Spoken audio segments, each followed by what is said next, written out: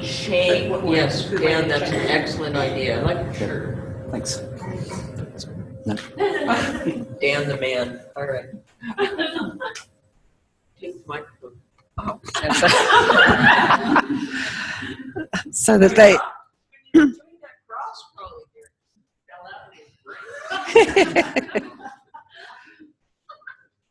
Because everybody's attention would be in different places when they went to lie down to begin the ATM, and that so their attention would come back to themselves. There's got to be a different way to hold that microphone so that it actually amplifies the sound. Oh, that better? Okay.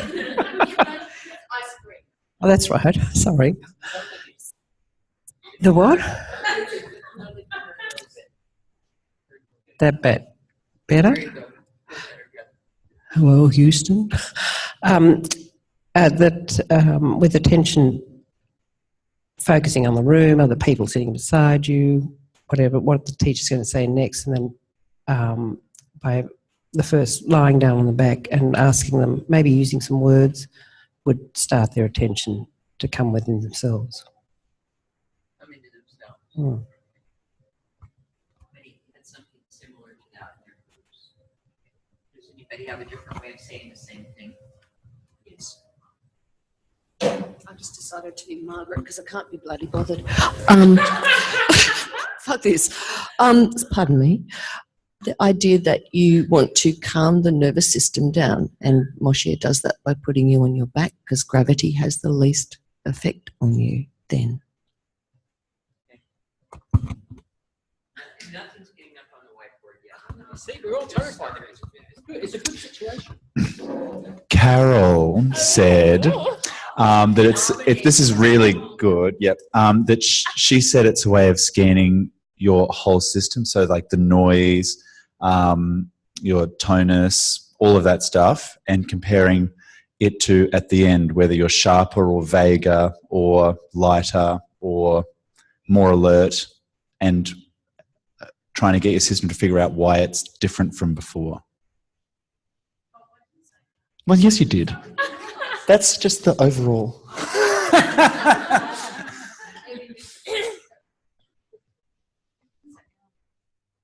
So maybe right. I don't know where it is. Right, turning down the noise. Thanks, And John. leave space under that in case something, oh, I'm not on. Because some things might be a subset of other things. So, right, turning down the noise in the nervous system. Okay.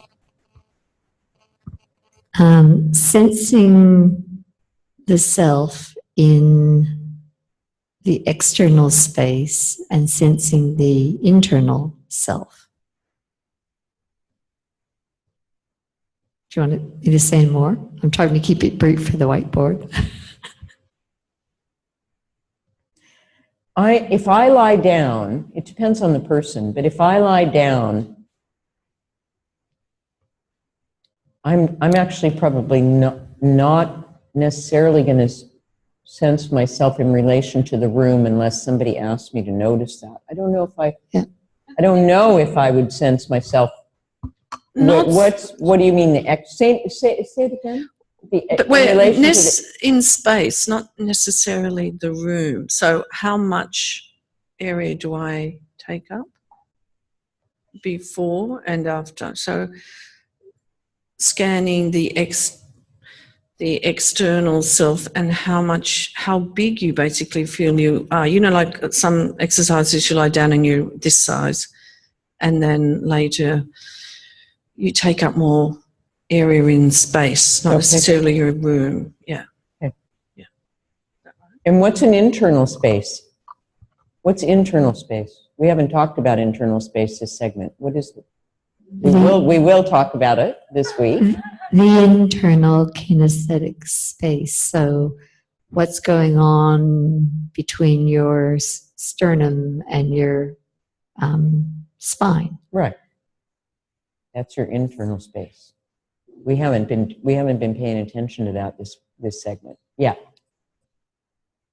Okay.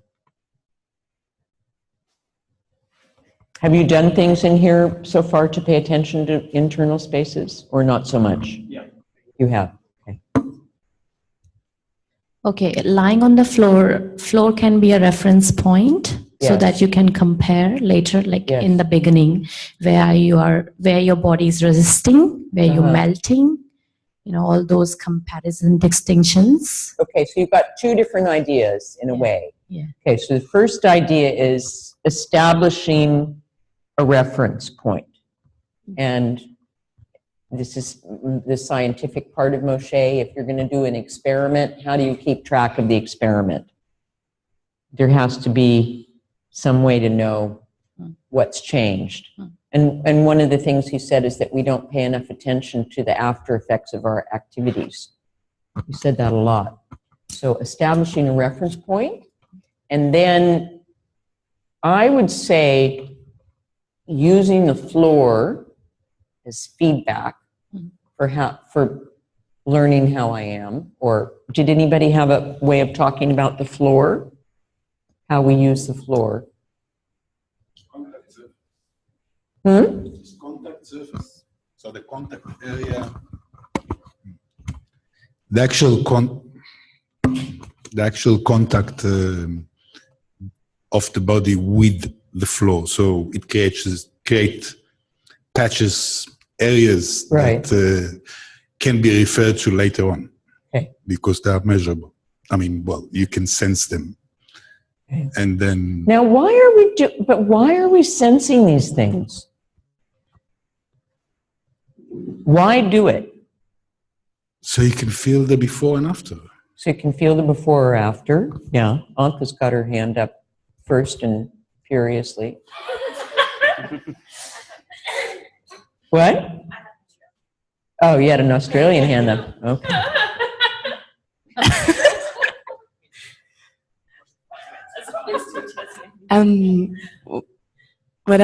What I noticed, Establishing a reference point. And using the floor as feedback. Yeah. personally, what I noticed very strongly was, for me, it's arriving and creating a conducive attitude for learning, because it is helping me to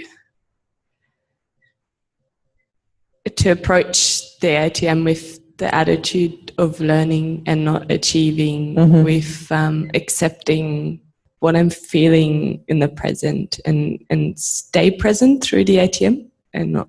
How do you do that? Besides self-talk, like calm down, Anka, calm down. Noticing and observing.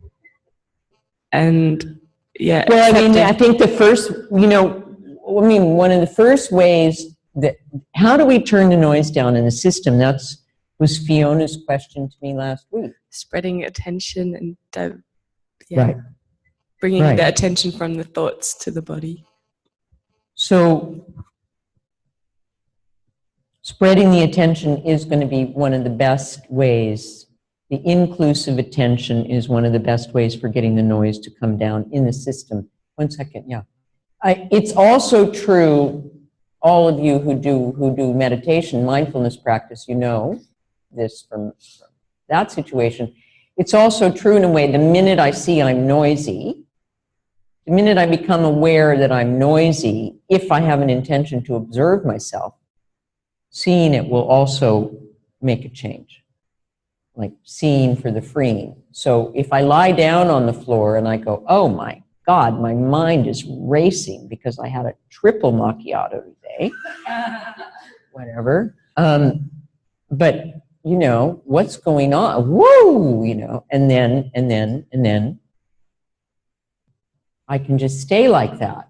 But if I give my attention a job, then it's going to invite it, not that I say don't be noisy, but I give my attention something else. I give the mind a job. Well, the mind, let's just call it the attention. I give it a job. Okay.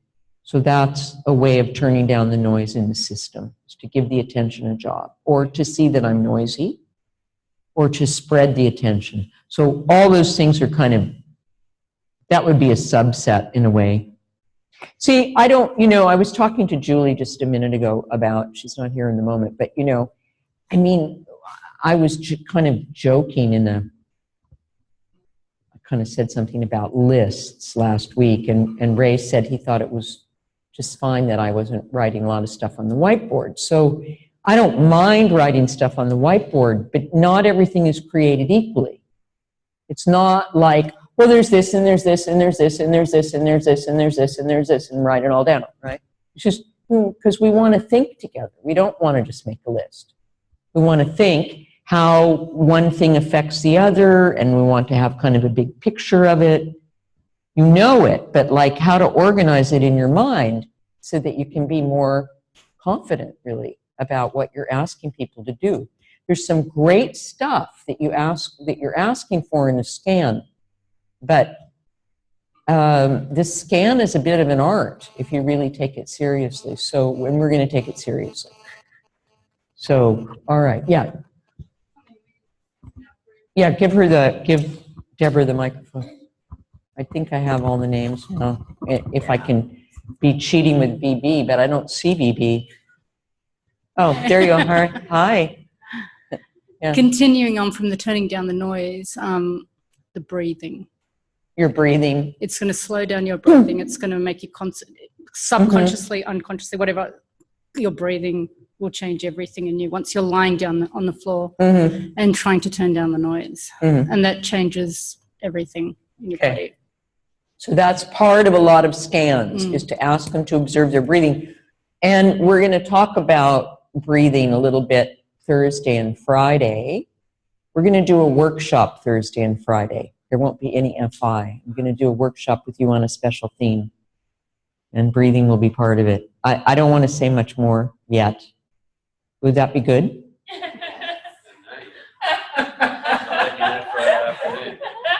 Okay. Anyway, and the breathing will be part of it. Now, and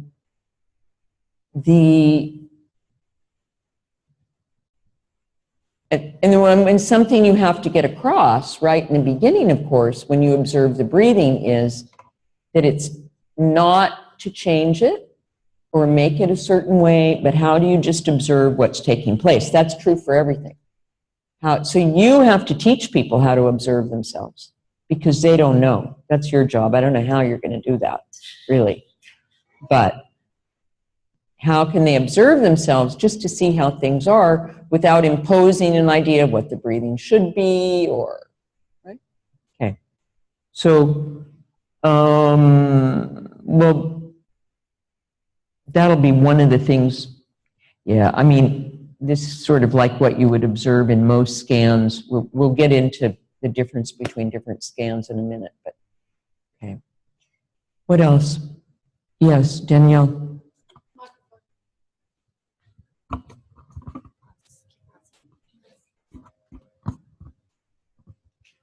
Is this feeling helpful at all to you, or you don't know yet? Okay. I think the scan is the essential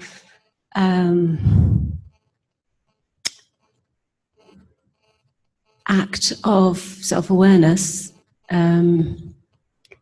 So when I first experienced Feldenkrais, I did not have any habit of noticing that I had a sternum.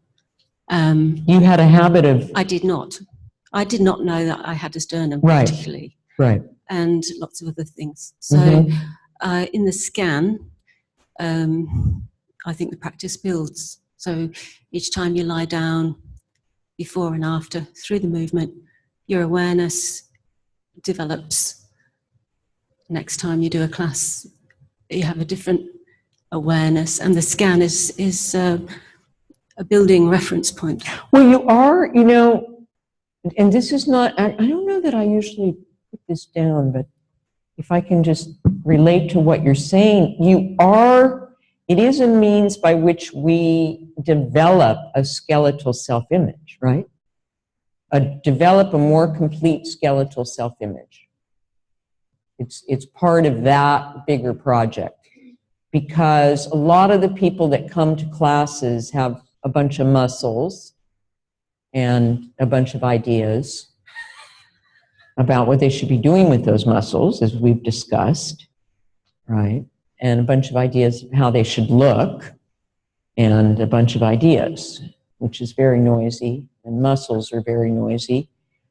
So developing a more complete skeletal self-image. Okay. But also, I mean, no, who ever asked you to feel your shoulder blade before? Lying on the floor. Remember, think back to your first classes. All the things that people asked you to feel that, like, huh? And could you even feel them?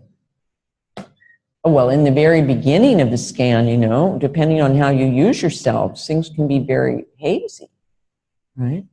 Okay, good, yeah.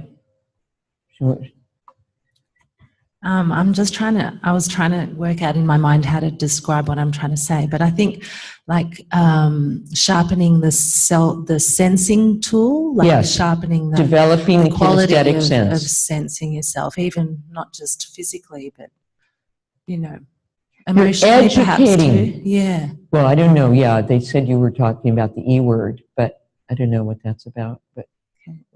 Won't go there. What's the emotion? Why are you bringing emotion? We don't need emotions. Why is that coming into it? Just throw those out. No, it's sensing, thinking, feeling, and acting. Well, what are you thinking there? What are you feeling there? Well, sometimes when I do a scan, I'm not just scanning my, you know, physical body. I might be scanning how I'm feeling, where I'm at, you know, emotionally, or noticing an emotion that might come up during, you know, whilst laying there, or during an ATM, like just kind of. That's a whole big subject. Emotions, yeah, okay. I want to feel whether I want to get into that subject or not. But I'm just thinking that the sensing is. Yeah, you get in touch with yourself, whatever that means. Yeah, sharpening the senses. Whatever that means. Overall. Yeah. The unconscious, the subconscious, whatever that means, yeah. Thanks, Ella.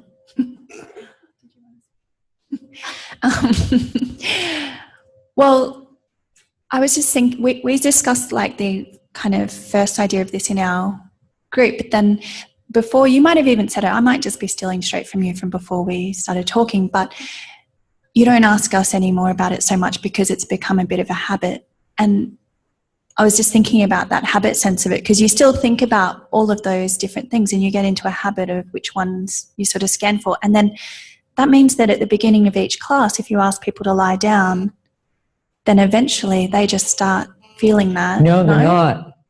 No, Because it's you're not going to that give a kind of- specific scan. This is going to be part 2 of the morning. You're going to give a specific scan that has to do very With your lesson. specifically with what's going to change in that ATM versus another ATM. But they might turn the noise down a bit. Depending on how their day was, obviously they're going to feel differently. Well, but- anytime you spread your attention throughout your entire self, you end up, by the time a scan is done, you probably included certain things, and your attention is moving to find those things, and it's spreading. So in most scans, it's coming back to what Carol said about the noise gets turned. I don't remember exactly how you put it, but it's what you were expressing, that the noise is going to get turned down because you feel your whole self. And the noise gets turned up when we go into one small part of ourselves, like, oh my God, what am I going to do about that? One problem or worry or But I something. did lose the habit of looking for what's wrong. You lost the habit of looking for what's wrong. Yeah, I was so into that. What's wrong? What's this doing? What's that doing? Why is it doing that? Blah, right. blah, blah. And now I'm more accepting and like looking. Because it's going to change by the end of the lesson. So I guess so. Okay. What was the other thing? Oh, once you have gotten yourself into all these things, whatever is right for the lesson, then you're going to move differently than if you didn't do the scan.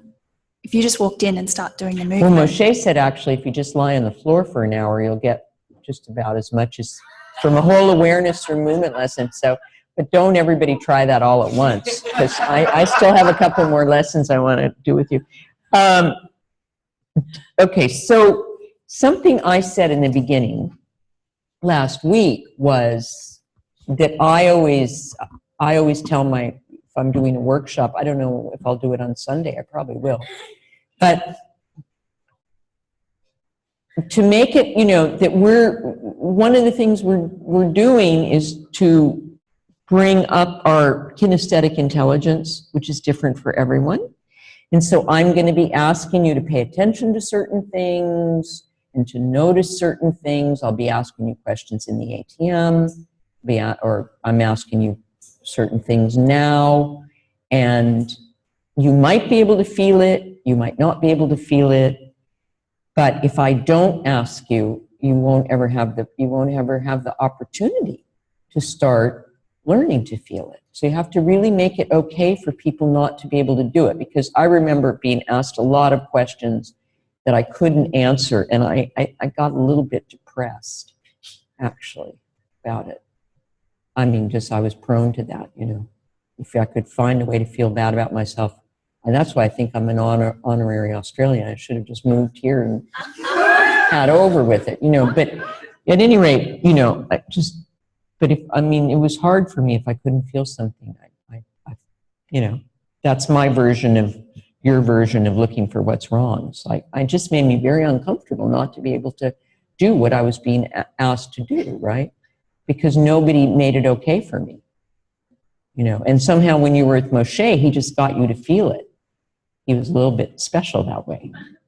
He got you to feel it, So I didn't fail much with him. But in other classes, when people were asking me to feel things sometimes, like as if I was supposed to be able to do it, So we're doing it in order that you learn to, develop this kinesthetic part.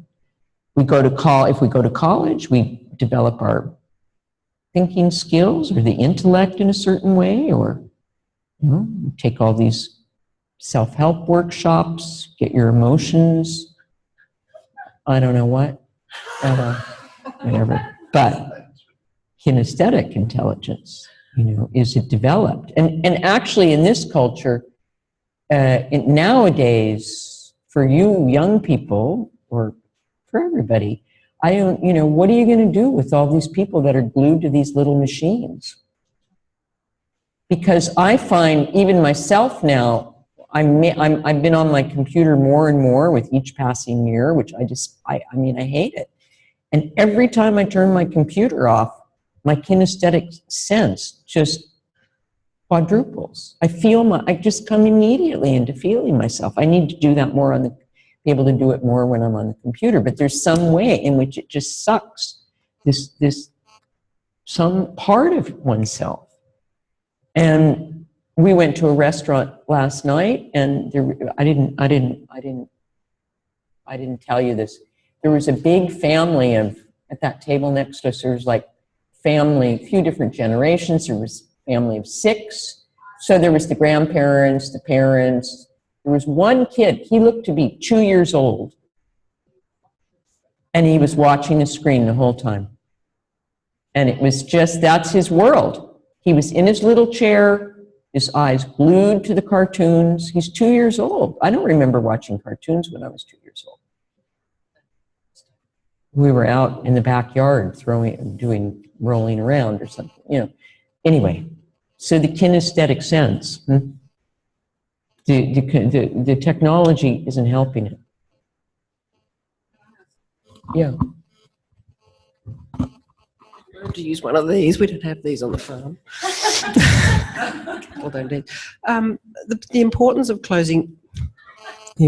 them closing their eyes. Is that an option? Yes. I like it's that. easier with the eyes closed. Right, and you would to say sense oneself. Yes, because it shuts more noise down. Mm-hmm. But do some people feel uncomfortable with that when they There are people who don't want to close their eyes. Yes. Because they're not safe in some way. They can't do it.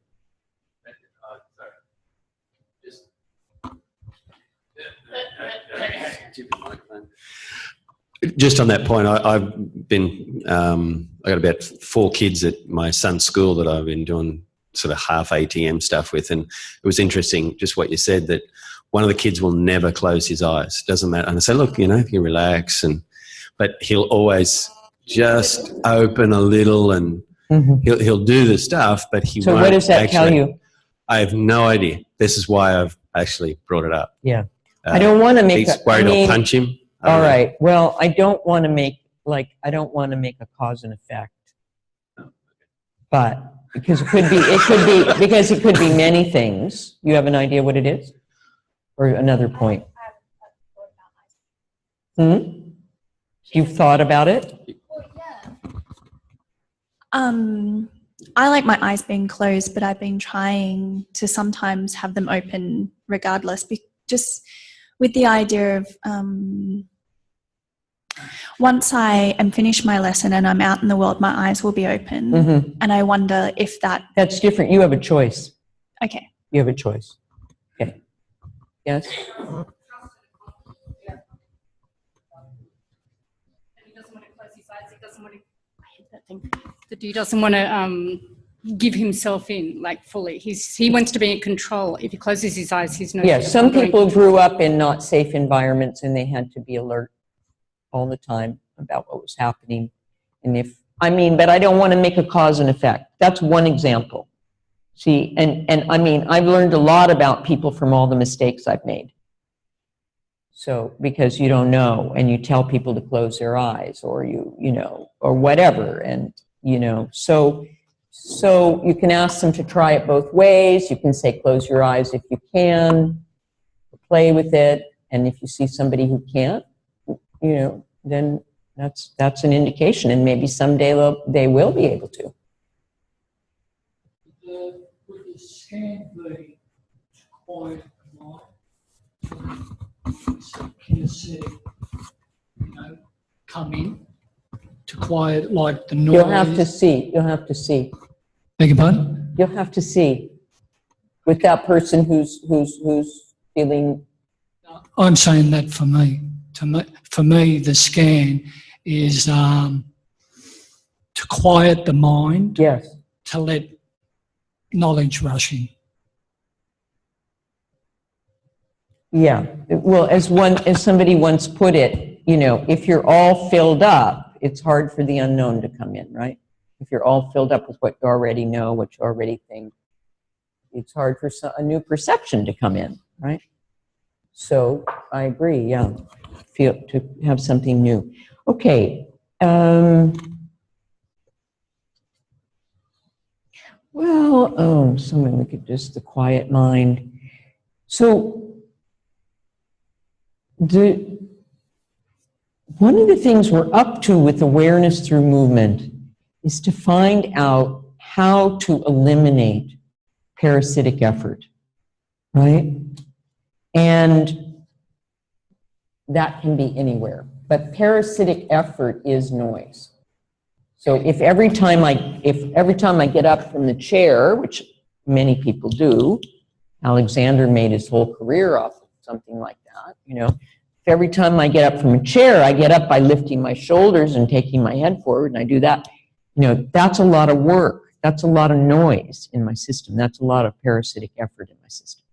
Well, the same is true in mental life. If every time I do something and I think, is this going to be okay? Is this going to be good? Are they going to like my sound?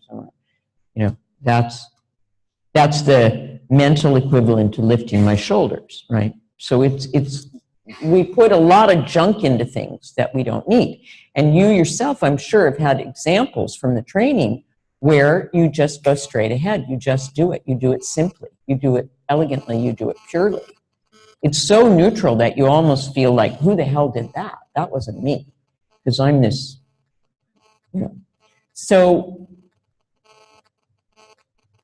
one of the ways that we even learn about parasitic effort is obviously through the ATM itself.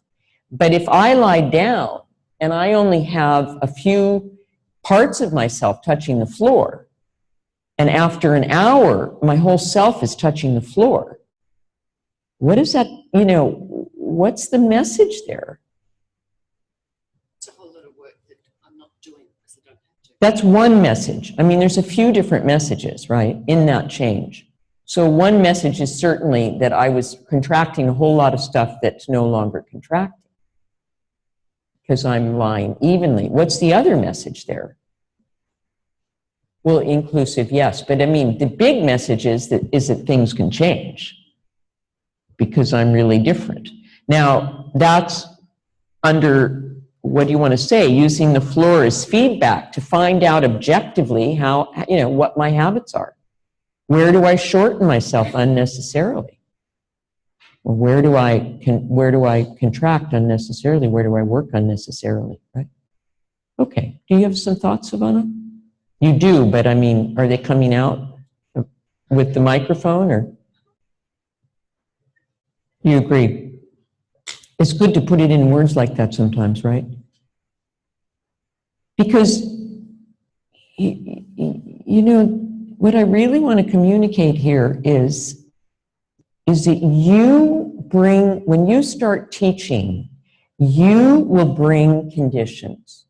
I said last week, I don't teach, I bring conditions for learning. And you bring conditions for people to learn about themselves. And you know that, right? But how to empower you in a way to think about those conditions and to choose those conditions, you know, and to wish those conditions for other people. Just that we can be discriminating in a way about what we bring and how we bring it, and to realize that it's a process and that everyone is going to learn in their own rate. And, you know, if the person who can't close their eyes comes back, it means there's something there they want. Even if they start out, you know, not being able to fulfill the conditions very well, or whatever it is. I mean, there'll always be a couple of people who will come to your classes and they'll get it like that. And some of you were like that, because very often those people, my first classes, there was a couple people, they just went yes, and then they were in trainings very soon after, because they got it. They got the language. They got the kinesthetic learning. They were looking for it all their life. And the minute they saw it, they said, this is what I've been looking for all their life. But what about the other people? You're going to have a mix, right? So, okay, let's, there's more things we could say. So harvesting the attention, you know, The attention has been in life, externally engaged, the noise, the problems. So you're harvesting the attention. You're bringing it into the sensory in relation to the sensation, finding out objectively how you are, little by little, not your very distorted self-image. Like Alexander said, we all have debauched kinesthesia. I love that term. Debauched kinesthesia. You know, meaning that our sense of how we are is not accurate. Of course, anorexia is a perfect example of that. They think, you know, we saw a young woman this weekend. She was literally a skeleton, but you know, it could be that in her self-image, she might still feel fat. That's an extreme example, but I mean, our self-image isn't accurate. It's getting more accurate through the training, right? Starting to know more and more how you are. So harvesting the attention, moving the attention, finding out. And then there's one other thing that we haven't really talked about. Maybe this does have to do with external and internal, but for instance, distances. So how the parts are spatially relative to each other. How they are relative to the floor, that has a lot to do with muscular work, but how they are, you know, so for instance, if I'm here and I don't know it, you know, the number of people that walk around like this, they don't even have any idea that one shoulder is higher than the other. And then there's this, and then the ears, and then the jaw, the ankle, right? So that's the beginning. And then over time, you can maybe feel the relationship between, oh, the shoulders are like this and my pelvis is also lying on a diagonal. It can get more complex. But the spatial relationships between the skeletal parts. Okay? Anything else, Margaret?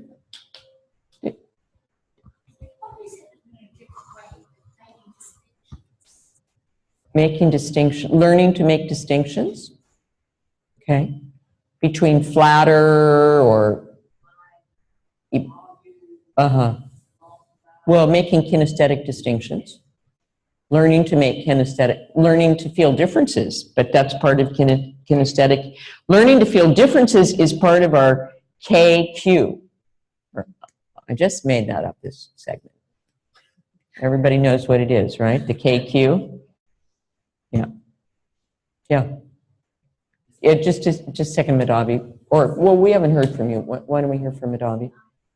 But with the microphone, if you want to teach, well, we'll give you the microphone now, but if you want to teach ATM, do you think it matters whether you can be heard or not, or it doesn't matter?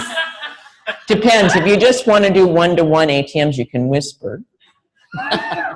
But if you've got those at least 10 people in your class, yeah.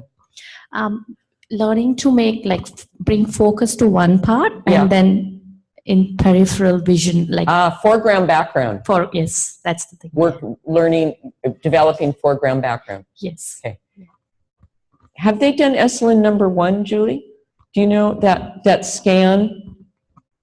The whole lesson is a scan, practically? We did with Zoran last segment, one like that, which he asked us to just the Leonardo one? Or don't know. Whatever. Don't you remember. did a whole lesson that was a scan. Just scan, and we did this one thing focusing and Yeah. other thing, like background and foreground, and then go to background, come back to foreground.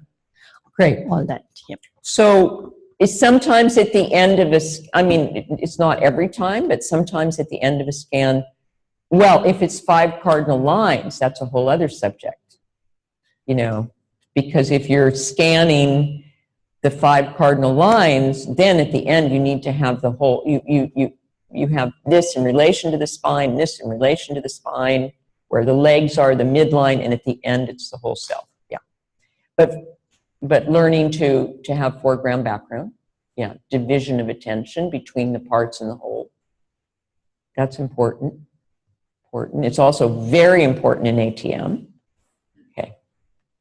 Last thing, then we're going to go to the next step. I was just going to say, with the Feldenkrais scan, it's very general. It's like, basically, it's showing that you scan your body. It's not a lead scan. So you're taking self-responsibility for what you want to scan. With certain other scans, like a yoga scan or a meditation scan. This is not helping us.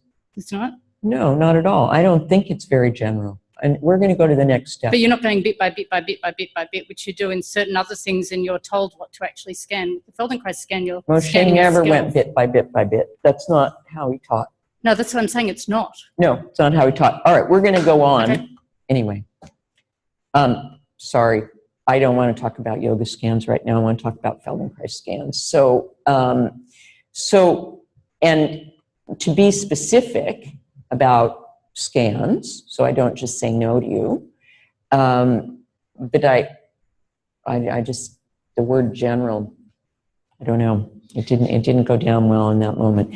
Now, all right, so let's go back in your groups and find out for a flexor lesson, let's say you can only ask them to feel, well, I don't want to give you a number, but you're not going to ask them to feel everything in the kitchen sink, okay? So what you want to talk about is, what are the most important things to call their attention to in the scan that's, let's say, different than a scan for 5 cardinal lines reaching like a skeleton? Did you do this movement, reaching like a skeleton? That would be a lot about 5 cardinal lines, right? Does that make sense to you, that it was about 5 cardinal lines? So if you feel the 5 cardinal lines and then you do reaching like a skeleton, your ABA or your experiment or the clarity of what they're going to feel at the end is interesting. So that's what I'm proposing, that the scan has to relate to what the primary things are that are going to be influenced by this particular lesson, which means you then have to think about what the lesson's about. So go and develop in your groups of 5 and take a piece of paper and have a secretary or something come up with a scan for a flexor lesson. Then we'll talk again together and then we can refine it. But just see how would you develop a lesson that's not general, that's specific for that set of changes? Yeah.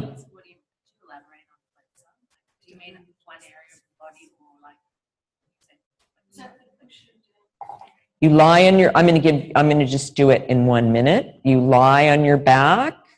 You lift the head, bump, bump, bump.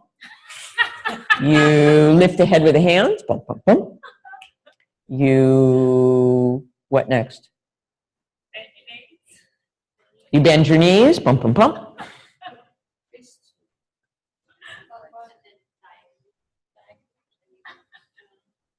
You tilt your pelvis, bump, bump, bump. You see if it's easier to tilt your pelvis this way or this way when you lift the head. You put your hand on your sternum, bump, bump, bump. Does that make a difference? And then, I mean, you could, give a 25-minute just sagittal plane, or you put in the diagonals, come back, bump, bump, bump, bump. Oh, that's the beginning, but then there's bump, bump, bump, bump, bump, and then the knees fly up. Wow. Well, that's the next. All right, good. So that's a flexor lesson because it's moving, it's recruiting, which is not a Feldenkrais word, comes from other disciplines, all the flexors. Okay, and then once you have the global activation of all the flexors, the head lifts easily. What's the difficulty? Extenders do that, flexors do that. Right. Flexors bring joints closer, bring bones closer together. I think maybe VB touched on this in the anatomy presentation. And extensors, well, take them away. It's not 100% like that. Okay, come up with a flexor scan, please.